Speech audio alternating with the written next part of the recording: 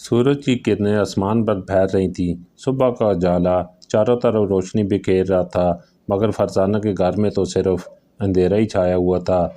छोटी सी फरजाना, जो सिर्फ 8 साल की थी, अपनी सौतेली माँ शमीम के डर से कांप रही थी। शमीम का चेहरा हमेशा गुस्से से भरा रहता था, ख़ास तौर पर जब वो फरजाना को देखती। "ऐ फरजाना, कहाँ छुप गई है? आज फिर देर से उठी है?" शमीम की चीख सुनकर फरजाना डर के मारे अपनी चारपाई से उतरकर दौड़ती हुई बावर्ची खाने में पहुंची। फरजाना की हकीकी माँ का इंतकाल उसकी पैदाइश के वक्त ही हो गया था। उसके वालिद असलम खान ने दूसरी शादी शमीम से कर ली थी। शमीम का एक बेटा था, फारूक, जो फरजाना से 3 साल बड़ा था। घर में फरजाना के साथ हमेशा हमतयाजी सलूक होता था। फारूक को अच्छा खाना, नए कपड़े और प्यार मिलता, जबकि फरजाना को बचे हुए टुकड़े और ताने मिलते थे। "फरजाना, आज से तू ही पूरे घर का काम करेगी। मैं फ़ारूक के लिए नए कपड़े सिलने में मसरूफ़ हूँ," शमीम ने हुक्म दिया। फरजाना की आंखों में आंसू आ गए, मगर वो चुप रही। उसे पता था कि अगर कुछ बोली तो मज़ीद सज़ा मिलेगी। दिन भर फरजाना घर की सफाई करती, बर्तन धोती, खाना बनाती। उसके नन्हे हाथों में छाले पड़ गए, मगर किसी को कोई परवाह नहीं थी। शाम को जब असलम खान काम से वापस आते, शमीम झूठी शिकायतें लगाती। "देखिए असलम साहब, आपकी बेटी कितनी कायल है, पूरा दिन खेलती रहती है, काम में दिल नहीं लगाती।" असलम खान अपनी दूसरी बीवी के सामने मजबूर थे। वो फरजाना से प्यार करते थे, मगर घर की सुकून की खातर शमीम की बात मान लेते। "फरजाना, तू अपनी अम्मी की बात मान, वो तेरी भलाई चाहती है।" फरजाना का दिल टूट जाता। वो जानती थी कि शमीम उसकी माँ नहीं है, फिर भी उसे सबके सामने उसे माँ कहना पड़ता था। साल गुजरते गए, फरजाना बड़ी होती गई, मगर उसकी मुश्किलात में इजाफा होता गया। 15 साल की उम्र में वो एक खूबसूरत लड़की बन गई। लंबे बाल, बड़ी बड़ी आंखें, मगर चेहरे पर हमेशा उदासी की छाया रहती थी। "असलम साहब, अब फरजाना बड़ी हो गई है, इसकी शादी का बंदोबस्त करना चाहिए," शमीम ने अपने शौहर से कहा। "मैंने एक रिश्ता देखा है, रियाज नाम का लड़का है, उसके पास अच्छी खासी ज़मीन है।" असलम खान को लगा कि शायद शादी के बाद फरजाना की ज़िंदगी बेहतर हो जाएगी, तो फिर बात आगे बढ़ाओ। मगर शमीम का मुंतखब करता रिश्ता फरजाना के लिए एक लानत से कम नहीं था। रियाज एक जालिम इंसान था। उसकी पहली बीवी भी उसके जुल्म से तंग आकर अपने मेके चली गई थी। शादी की तैयारियां शुरू हुईं। फरजाने की कोई सहेली नहीं थी जो मेहंदी लगाती या गाना गाती। शमीम ने सिर्फ दिखावे के लिए कुछ किया था। शादी के दिन फरजाना की आंखों में खौफ था, खुशी नहीं। वो नहीं जानती थी कि उसका मुस्तकबिल क्या होगा। फरजाना अब तो अपने शौहर के घर जा रही है, वहाँ अच्छे से रहना, किसी की शिकायत मत करना, असलम खान ने बेटी को रुखसत करते हुए कहा। आंखों में आंसू थे, मगर कमज़ोरी छुपा रहे थे। फरजाना ने अपने वालिद से गले लग कर कहा, "अब्बा, मैं आपको याद करूँगी।" रियाज का घर एक बड़े गांव में था, जिसका नाम सब्ज़ाज़ार था। फरजाना को पहुंचते ही एहसास हुआ कि यहाँ का माहौल बिल्कुल मुख्तलिफ है। रियाज की माँ जीनत बीबी सख्त मिजाज औरत थी। उन्होंने फरजाना को सर से पाँव तक देखा और मुंह बनाते हुए कहा, "इतनी दुबली पतली लड़की भेजी है, काम कैसे करेगी?" पहली रात फरजाना को अपनी गलती का एहसास हो गया। रियाज बहुत गुस्सैला था।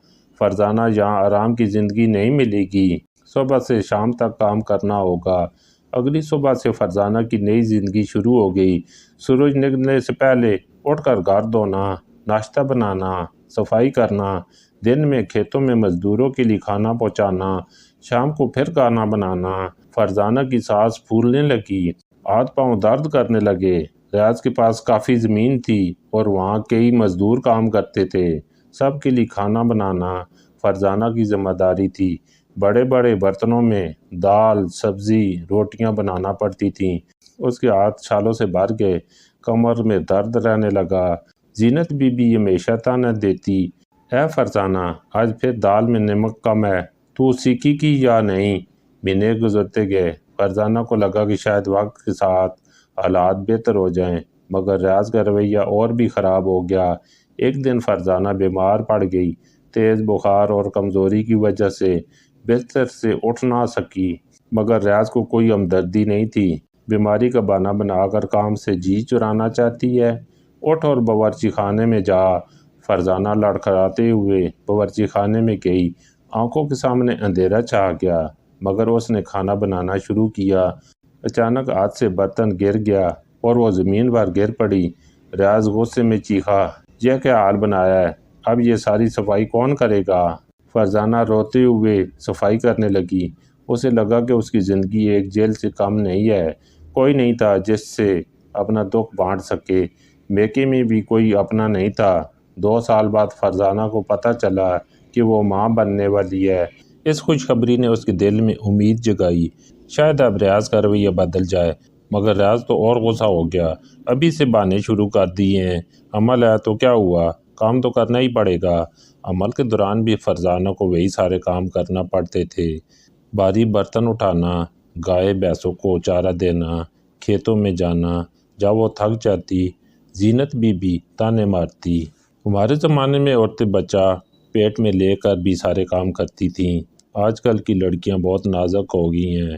فرزانہ کی صحت دن بدن گرتی گئی، چہرہ پیلا پڑ گیا، آنکھوں کے نیچے کالے گھیرے بن گئے، مگر کسی کو پرواہ نہیں تھی۔ فرزانہ کا عمل کا 6واں مہینہ تھا اور اس کی حالت اور بھی خراب ہو گئی تھی۔ پیٹ کا بڑھنا اس کے لیے ایک اور بوجھ بن گیا تھا۔ پھر بھی گھر اور سارے کھیت کا سارا کام اسی کو کرنا پڑتا تھا۔ صبح 4 بجے اٹھ کر گائے بھینس دھونا، پھر 15 مزدوروں کے لیے کھانا تیار کرنا، دوپہر کا کھانا، شام کو چائے اور رات کا کھانا۔ زینت بی بی غصے میں بولی، فرزانہ آج دال جل گئی ہے، تیرا دھیان کہاں رہتا ہے؟ عمل کے بہانے بنانا بند کر۔ ہمارے زمانے میں عورتیں 10 بچے لے کر بھی کھیت گھر سنبھالتی تھیں۔ فرزانہ کی آنکھوں میں آنسو تھے۔ پیٹ میں بچہ لاتے مار رہا تھا اور تیز درد ہو رہا تھا، مگر وہ چپ چاپ کام کرتی رہی۔ اس سے یاد آیا کہ اس کی ایک سہیلی آمنہ نے کہا تھا کہ عمل والی عورت کو آرام کرنا چاہیے، اچھا کھانا کھانا چاہیے، مگر اس کے گھر میں ان سب چیزوں کی کوئی جگہ نہیں تھی۔ دن کا وقت تھا۔ تپتی دھوپ میں فرزانہ کھیت کے کنارے کنویں سے پانی بھر رہی تھی۔ مزدوروں کے لیے کھانا لے جانا تھا۔ بھاری برتن اٹھاتے وقت اچانک اسے چکر آیا اور وہ لڑکھڑا گئی۔ پاس کھڑے ایک بزرگ مزدور نے اسے سنبھالا۔ بیٹی تمہیں اتنا بھاری کام کرنا نہیں چاہیے، حالت نازک ہے تمہاری۔ فرزانہ نے آنسو پوچھتے ہوئے کہا، کاکا میری کوئی نہیں سنتا۔ ریاض کہتے ہیں کہ عمل کوئی بیماری نہیں ہے۔ بزرگ نے سہارا لایا، اللہ تمہارا بھلا کرے بیٹی، تم بہت صبر سے کام کر رہی ہو۔ ریاض کی نظر ہمیشہ فرزانہ پر رہتی تھی۔ اگر تھوڑی دیر بھی آرام کرتی تو وہ غصہ ہو جاتا۔ دیکھو فرزانہ، میں تم سے صاف کہہ دیتا ہوں، یا آرام کرنے کے لیے نہیں آئی ہو، کام کرنے آئی ہو۔ عمل کا مطلب یہ نہیں کہ تم قائل بن جاؤ۔ فرزانہ کا دل ٹوٹ جاتا۔ شادی کے بعد اسے پیار اور آرام کی امید تھی، مگر یہاں اس کی حالت ایک غلام سے بھی برتر تھی، جسے دن رات کام میں لگایا جاتا ہے۔ عمل کے 8ویں مہینے میں فرزانہ کی کمر میں شدید درد شروع ہوا۔ رات میں وہ درد سے کرا رہی تھی۔ ریاض پریشان ہو کر اٹھا، اب کیا ناٹک کر رہی ہو؟ سو نہیں سکتا تیری وجہ سے، بہت درد ہو رہا ہے، لگتا ہے بچہ جنم لینے والا ہے۔ فرزانہ کمزور آواز میں بولی، ابھی تو مہینہ باقی ہے، یوں ہی بہانے بنا رہی ہو۔ ریاض نے رضائی اوڑھ کر منہ پھیر لیا۔ پوری رات فرزانہ تڑپتی رہی۔ صبح درد اور تیز ہو گیا۔ زینت بی بی نے گاؤں کی دائی کو بلایا۔ دائی نے فرزانہ کو دیکھ کر کہا، ارے حالت تو بہت ہی خراب ہے، اتنی کمزور ہو گئی ہے، کیا کھلا پلا رہی ہو اسے؟ زینت بی بی جھوٹ بولی، ارے دائی جی، سب اچھا ملتا ہے، یہ خود ہی کم کھاتی ہے۔ فرزانہ کچھ کہنا چاہتی تھی، مگر درد کی وجہ سے بول نہیں سکتی تھی۔ دائی نے ماتھے پر ہاتھ رکھا، بیٹی ہمت رکھو، اللہ سب ٹھیک کرے گا۔ 2 دن کی مشقت کے بعد فرزانہ نے ایک بیٹی کو جنم دیا۔ بچی بہت کمزور تھی، رونے کی آواز بھی دھیمی تھی۔ دائی نے تشویش سے کہا، بچی کو دودھ کم مل رہا ہے، ماں کا بھی خیال رکھنا ہوگا۔ مگر ریاض اس کا چہرہ دیکھ کر غصے میں آ گیا، بیٹی مجھے بیٹا چاہیے تھا، یہ کیا دے دیا؟ فرزانہ کی آنکھوں سے آنسو بہنے لگے۔ اپنی ننھی بیٹی کو سینے سے لگا کر بولی، یہ بھی تو اللہ کی دین ہے۔ ریاض غصے میں بولا، اللہ کی دین؟ بیٹیاں بوجھ ہوتی ہیں، ان کی شادی کرنا پڑتی ہے، جہیز دینا پڑتا ہے۔ زینت بی بی ناخوش تھیں، پہلا بچہ تو کم از کم بیٹا ہونا چاہیے تھا۔ فرزانہ دل ہی دل میں سوچتی رہی کہ یہ کیسے لوگ ہیں جو معصوم بچی کے جنم پر بھی خوش نہیں ہوتے، مگر جب وہ اپنی بیٹی کو دیکھتی دل پیار سے بھر جاتا۔ اس نے اپنی بیٹی کا نام مریم رکھا۔ مریم کے جنم کے بعد فرزانہ کو لگا کہ اب کچھ دن آرام ملے گا، مگر 10ویں دن ہی ریاض نے اسے کام پر لگا دیا۔ بس ہو گیا آرام، اب اٹھ کر کام میں لگ جا، گھر کی حالت دیکھ رہی ہے، سب بکھرا پڑا ہے۔ فرزانہ ابھی بھی کمزور تھی، بچی کو دودھ پلانے کے بعد تھک جاتی، مگر پورے گھر کا کام کرنا پڑتا۔ بچی کو کمر میں باندھ کر چولہا جلانا، کھانا بنانا، کپڑے دھونا۔ مریم اکثر روتی رہتی، دودھ کم ملنے کی وجہ سے بھوکی ہی رہتی۔ فرزانہ کا دودھ کم آ رہا تھا کیونکہ وہ کمزور تھی اور غذائیت والا کھانا نہیں ملتا تھا۔ یہ بچی اتنا کیوں روتی ہے، کان پھاڑ دے گی کیا؟ زینت بی بی ہمیشہ شکایت کرتی۔ فرزانہ بچی کو چپ کرانے کی کوشش کرتی، مگر بھوک کی وجہ سے روتی رہتی۔ کئی راتوں تک سو نہیں پاتی، دن میں کام، رات میں بچی کی دیکھ بھال، حالت دن بہ دن گرتی گئی۔ 4 سال بیت گئے، مریم ایک خوبصورت بچی بن گئی، مگر اپنی ماں کی طرح ڈری سہمی رہتی۔ ریاض اسے کبھی پیار سے بات نہیں کرتا۔ زینت بی بی ہمیشہ اسے ڈانٹتی رہتی۔ امی مجھے بھوک لگی ہے، مریم اپنی ماں سے کہتی۔ فرزانہ کا دل پھٹ جاتا۔ گھر میں کھانا بنتا، مگر پہلے ریاض اور زینت بی بی کھاتے، بچا کچا اسے اور مریم کو ملتا۔ کئی بار بس روٹی اور نمک سے کام چلانا پڑتا۔ ایک دن مریم بیمار پڑ گئی، تیز بخار اور دست۔ فرزانہ نے ریاض سے دوا لینے کو کہا، ڈاکٹر کے پاس جانے کی ضرورت نہیں، یوں ہی ٹھیک ہو جائے گی۔ ریاض نے انکار کر دیا۔ فرزانہ نے محنت کی، ریاض بچی کی حالت ٹھیک نہیں ہے، کم سے کم دعا تو لا دو، پیسے ضائع نہیں کر سکتا، بیٹیوں پر خرچ بھی فضول ہے۔ ریاض کا جواب سن کر فرزانہ کا دل ٹوٹ گیا۔ 3 دن تک مریم تڑپتی رہی۔ فرزانہ نے گھریلو نسخے آزمائے، دعائیں پڑھیں، مگر فائدہ نہیں ہوا۔ آخرکار گاؤں کے ایک نیک آدمی نے کچھ پیسے دیے اور کہا، فرزانہ کی بچی کو ڈاکٹر کے پاس لے جاؤ۔ ڈاکٹر نے دعا دی اور مریم دھیرے دھیرے ٹھیک ہو گئی، مگر فرزانہ کے دل میں زخم رہ گیا۔ اسے احساس ہوا کہ اس گھر میں اس کی اور اس کی بچی کی کوئی اہمیت نہیں ہے۔ 4 سال کی شادی کے بعد فرزانہ کو لگنے لگا کہ اس کی زندگی میں کبھی خوشی نہیں آئے گی۔ ریاض کا رویہ دن بدن خراب ہوتا جا رہا تھا، چھوٹی چھوٹی باتوں پر مارتا پیٹتا۔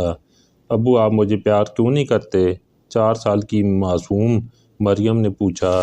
فرزانہ کا گلا بھر آیا۔ وہ اپنی بیٹی کو کیسے سمجھائے کہ اس کے باپ کو بیٹیوں سے نفرت ہے؟ بیٹی، اللہ تم سے بہت پیار کرتا ہے، بس یہی کافی ہے۔ ایک شام ریاض کھیت سے بہت غصے میں واپس آیا۔ فصل میں کچھ نقصان ہوا تھا اور اس کا موڈ خراب تھا۔ اس نے چیخ کر کہا، فرزانہ کھانا کہاں ہے؟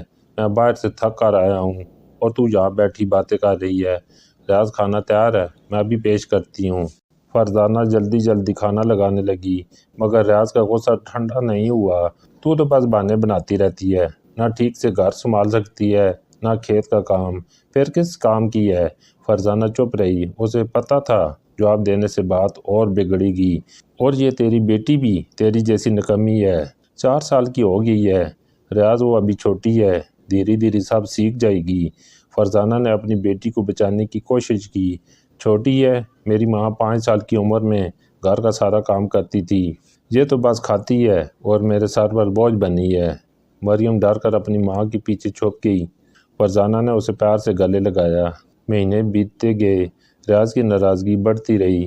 وہ اپنے دوستوں سے کہتا، اس نے مجھے صرف بیٹی دی ہے، کوئی بیٹا نہیں۔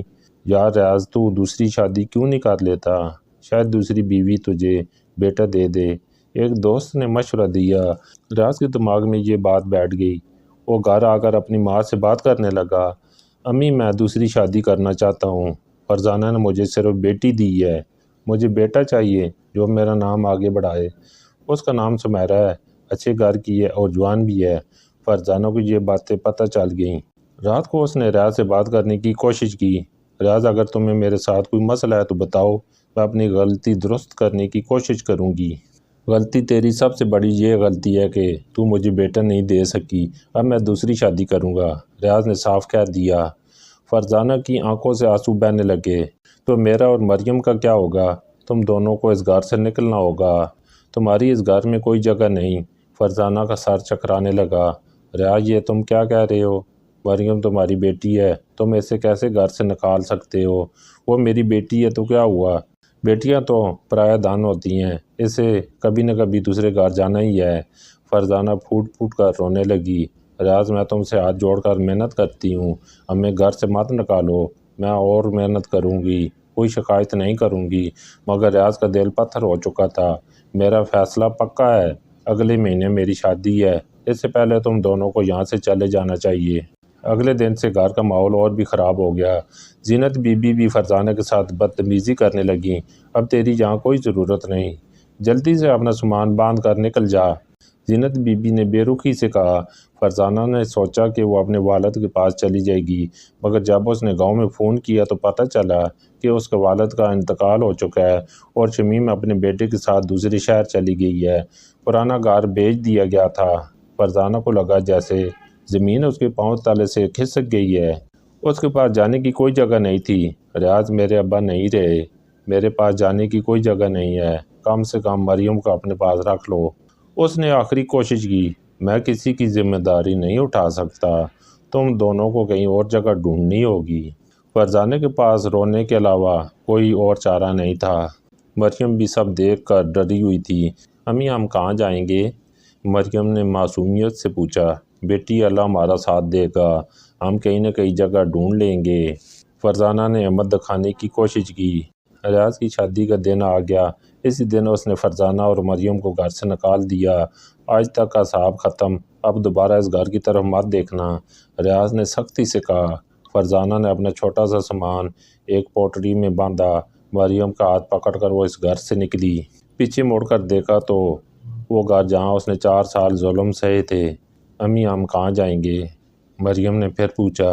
پہلے گاؤں چلتے ہیں بیٹی، وہیں کوئی راستہ مل جائے گا، فرزانہ نے امید کی ایک کرن کے ساتھ کہا۔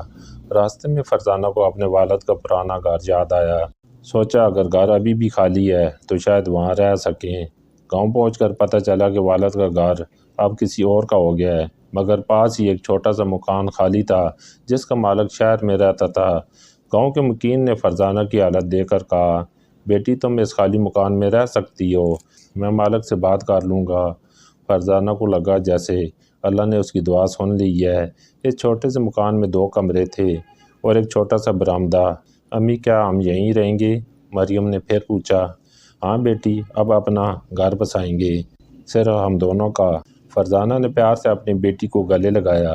چھوٹے سے مکان میں فرزانہ اور مریم کی نئی زندگی شروع ہوئی۔ پہلی رات جب وہ سوئی تو فرزانہ کو عجیب سا سکون ملا۔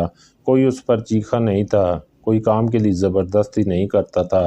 امی، یہاں بہت اچھا لگ رہا ہے، مریم خوشی سے بولی۔ ہاں بیٹی، ہم یہاں آزاد ہیں، اب کوئی ہمیں ڈانٹنے والا نہیں ہے۔ فرزانہ نے رات کی سانس لی، مگر اصل چیلنج اب شروع ہوا تھا۔ فرزانہ کے پاس کمائی کا کوئی ذریعہ نہیں تھا۔ گھر میں صرف تھوڑے سے چاول اور دال تھی جو اس نے سسرال سے لائی تھی۔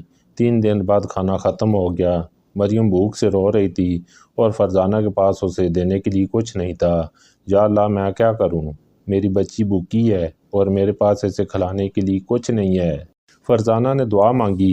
اسی وقت اسے یاد آیا کہ اس کی ماں اچار اور پاپڑ بنانا جانتی تھی۔ بچپن میں اس نے ماں کو یہ سب بناتے دیکھا تھا، شاید وہ بھی یہ سب بنا کر بیچ سکے۔ گاؤں کی ایک بزرگ عورت آمنہ خالہ کے پاس گئی۔ خالہ، میں اچار اور پاپڑ بنانا سیکھنا چاہتی ہوں، کیا آپ مجھے سکھا سکتی ہیں؟ آمنہ خالہ نے فرزانہ کی حالت دیکھی۔ بیٹی، تمہیں سب کچھ پتہ ہے، بس ہمت کی ضرورت ہے، میں تمہیں کچھ پیسے دے دیتی ہوں، تم سامان لا کر اچار بناؤ۔ فرزانہ کی آنکھوں میں آنسو آ گئے۔ خالہ، اللہ آپ کو خوش رکھے، میں آپ کے یہ پیسے ضرور واپس کروں گی۔ اگلے دن فرزانہ نے بازار سے آم، لیموں، مرچیں اور مسالے خریدے۔ رات بھر جا کر اس نے اچار بنایا۔ مریم بھی اپنی ماں کی مدد کرنے کی کوشش کرتی۔ امی، میں بھی آپ کی مدد کروں گی، 4 سال کی مریم نے کہا۔ ہاں بیٹی، تم میری سب سے اچھی مددگار ہو، فرزانہ نے پیار سے کہا۔ صبح فرزانہ اپنا اچار لے کر گاؤں کے بازار میں گئی۔ پہلے دن صرف 2 اچار بکے، مگر جن لوگوں نے چکھا انہوں نے تعریف کی۔ ارے فرزانہ، تیرا اچار تو بہت مزیدار ہے، کل اور بھی لا کر دینا، ایک دکاندار نے کہا۔ دھیرے دھیرے فرزانہ کا اچار مشہور ہونے لگا۔ لوگ اس کا اچار خاص طور پر منگوانے لگے۔ ایک مہینے بعد اس نے پاپڑ بنانا بھی شروع کیے۔ مریم دیکھو ہمارا کاروبار کیسے بڑھ رہا ہے، فرزانہ خوشی سے بولی۔ مریم بھی خوش تھی، اب اسے اچھا کھانا ملتا تھا اور ماں بھی خوش رہتی تھی۔ 6 مہینے بعد فرزانہ نے مربع بنانا بھی سیکھا۔ اس کے پروڈکٹ کی مانگ اتنی بڑھ گئی کہ پاس کے شہر سے بھی لوگ آنے لگے۔ فرزانہ بہن، ہم آپ کا اچار اپنی دکان میں رکھ سکتے ہیں، ہم اچھی قیمت دیں گے، شہر کے ایک تاجر نے پیشکش کی۔ فرزانہ کو لگا جیسے اس کی محنت رنگ لا رہی ہے۔ 1 سال میں اس نے اتنا کما لیا کہ وہ مریم کو اچھے اسکول میں داخل کروا سکے۔ امی، میں پڑھ لکھ کر بڑی ہو جاؤں گی اور آپ کی مدد کروں گی۔ مریم نے کہا، ہاں بیٹی، تم خوب پڑھنا، میں چاہتی ہوں تم ایک دن بہت بڑی افسر بنو۔ فرزانہ نے اپنی بیٹی کے سر پر ہاتھ رکھا۔ 2 سال بیت گئے۔ فرزانہ کا بزنس اب کافی بڑھ گیا تھا۔ اس نے 3 عورتوں کو کام پر رکھ لیا تھا۔ گاؤں کی دوسری عورتیں بھی اس سے اچار بنانا سیکھ رہی تھیں۔ فرزانہ جی، آپ ہمارے لیے مثال ہیں۔ آپ نے دکھایا کہ عورت اکیلی بھی اپنا اور اپنے بچوں کا پیٹ پال سکتی ہے۔ گاؤں کے مکین کی بیوی نے کہا۔ فرزانہ کو فخر محسوس ہوا۔ اسے یاد آیا کہ ریاض کا کہنا تھا کہ وہ نکمی ہے، کسی کام کی نہیں۔ آج وہ خود اپنا کاروبار چلا رہی تھی۔ ایک دن فرزانہ شہر میں اپنا سامان سپلائی کرنے گئی تھی۔ واپسی میں راستے میں اس کی نظر ایک بھیک مانگنے والے پر پڑی۔ وہ آدمی بہت کمزور لگ رہا تھا اور گندے کپڑوں میں تھا۔ فرزانہ کا دل پسیج گیا۔ اس نے اپنے پرس سے کچھ پیسے نکالے اور اس بھیک مانگنے والے کو دیے۔ بھیک مانگنے والے نے اوپر دیکھا اور فرزانہ کو پہچان گیا۔ وہ ریاض تھا، وہی ریاض جس نے اسے اور مریم کو گھر سے نکالا تھا۔ ریاض کی آنکھوں میں شرم اور پچھتاوا تھا۔ فرزانہ، تم؟ ریاض کی آواز کانپ رہی تھی۔ فرزانہ کو بھی پہچاننے میں دیر نہیں لگی۔ اس نے حیرت سے پوچھا، ریاض تم یہاں کیسے؟ ریاض نے بتایا کہ اس کی دوسری بیوی سمیرہ نے اسے دھوکہ دیا تھا۔ شادی کے بعد اس نے ریاض سے سارے کاغذات پر اپنے نام کے دستخط کروا لیے تھے، پھر ایک دن ساری جائیداد بیچ کر اپنے عاشق کے ساتھ بھاگ گئی تھی۔ میری امی کی بھی موت ہو گئی تھی، گھر زمین سب کچھ چلا گیا، اب میں سڑکوں پر بھیک مانگنے پر مجبور ہوں، ریاض نے آنسو بہاتے ہوئے کہا۔ فرزانہ کو اس پر غصہ آنا چاہیے تھا، مگر اس کا دل بھر آیا۔ ریاض، برا وقت کسی کے ساتھ بھی آ سکتا ہے۔ فرزانہ، میں جانتا ہوں کہ میں نے تمہارے ساتھ بہت ظلم کیا، اللہ نے مجھے اس کی سزا دی ہے، میں تم سے معافی کی امید نہیں کرتا، مگر مریم کی خاطر مجھے معاف کر دو۔ میری بیٹی تو ٹھیک ہے نا؟ مریم بہت اچھی ہے، وہ اسکول پڑھتی ہے، فرزانہ نے کہا، اور وہ بہت ذہین بھی ہے۔ ریاض کی آنکھوں سے آنسو بہہ نکلے۔ میں اپنی بیٹی سے مل سکتا ہوں؟ فرزانہ نے کچھ دیر سوچا، پھر بولی، ریاض تم چاہو تو یہاں کام کر سکتے ہو، میرا کاروبار اچھا چل رہا ہے، تمہیں رہنے کی جگہ اور کھانا مل جائے گا۔ ریاض حیران رہ گیا۔ فرزانہ، تم میرے ساتھ اتنا اچھا سلوک کیوں کر رہی ہو؟ میں نے تو تمہارے ساتھ۔ ریاض، بدلہ لینے سے کسی کا بھلا نہیں ہوتا، اللہ چاہتا ہے کہ ہم ایک دوسرے کی مدد کریں، فرزانہ نے اسے سمجھایا۔ ریاض فرزانہ کے پاؤں میں گر پڑا۔ فرزانہ، تم بہت عظیم ہو، میں زندگی بھر تمہارا احسان نہیں بھول سکتا۔ گھر واپس جا کر فرزانہ نے مریم کو سب کچھ بتا دیا۔ مریم اب 8 سال کی ہو گئی تھی اور سب کچھ سمجھتی تھی۔ امی ابو نے ہمارے ساتھ بہت برا کیا تھا، پھر بھی آپ ان کی مدد کر رہی ہیں۔ بیٹی، اگر ہم بھی برا کریں گے تو ہم کیسے ان سے مختلف ہوں گے؟ اللہ ہمیشہ اچھائی کا بدلہ دیتا ہے، فرزانہ نے سمجھایا۔ ریاض نے فرزانہ کے کاروبار میں محنت سے کام کیا۔ وہ ہمیشہ فرزانہ کا شکر ادا کرتا رہتا تھا۔ مریم سے بھی اس کا رشتہ دھیرے دھیرے بہتر ہونے لگا تھا۔ ابو، اب آپ مجھ سے پیار کرتے ہیں نا؟ مریم نے ایک دن پوچھا۔ ریاض کی آنکھوں میں آنسو آ گئے۔ بیٹی، میں ہمیشہ سے تم سے پیار کرتا تھا، مگر میں بہت غلط تھا، اب میں تمہارا اچھا باپ بنوں گا۔ 5 سال بعد فرزانہ کا کاروبار اتنا بڑھ گیا کہ پورے صوبے میں اپنی پروڈکٹ بیچنے لگی۔ اس نے ایک چھوٹی سی فیکٹری بھی کھول لی۔ مریم اب 13 سال کی ہو گئی تھی اور کلاس میں ہمیشہ اول نمبر پر آتی تھی۔ امی، میں بڑی ہو کر آپ جیسی بنوں گی، کبھی ہار نہیں مانوں گی، مریم نے کہا۔ بیٹی، تم مجھ سے بہتر بنو گی، تمہارے پاس علم ہے، ہمت ہے، فرزانہ نے فخر سے کہا۔ ایک دن مقامی اخبار کے رپورٹر نے فرزانہ کا انٹرویو لیا۔ اس کی کہانی اخبار میں چھپی تو پورے علاقے میں مشہور ہو گئی۔ فرزانہ جی، آپ عورتوں کے لیے ایک سبق ہیں، آپ نے ثابت کر دیا کہ مشکل وقت میں بھی ہمت سے کام لینا چاہیے، رپورٹر نے کہا۔ میں نے صرف محنت کی ہے، اللہ نے میری مدد کی ہے۔ فرزانہ نے عاجزی سے کہا۔ آج فرزانہ ایک کامیاب تاجرہ ہے، اس کے پاس اپنا گھر ہے، گاڑی ہے، اور سب سے بڑی بات یہ ہے کہ اس کی بیٹی خوش ہے۔ ریاض بھی اب ایک تبدیل شدہ انسان ہے جو اپنی غلطیوں پر پچھتاتا ہے۔ یا اللہ، تو نے میرے صبر کا پھل مجھے دیا، تو نے مجھے دکھایا کہ اچھائی ہمیشہ برائی پر غالب آتی ہے۔ فرزانہ ہر دن یہ دعا کرتی ہے۔ فرزانہ کی کہانی گاؤں گاؤں میں پھیل گئی۔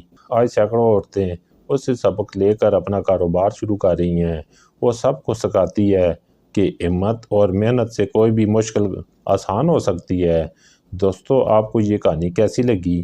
ہمیں کمنٹس میں ضرور بتائیں۔ اگر ویڈیو پسند آئی تو لائک اور شیئر کریں۔ شکریہ۔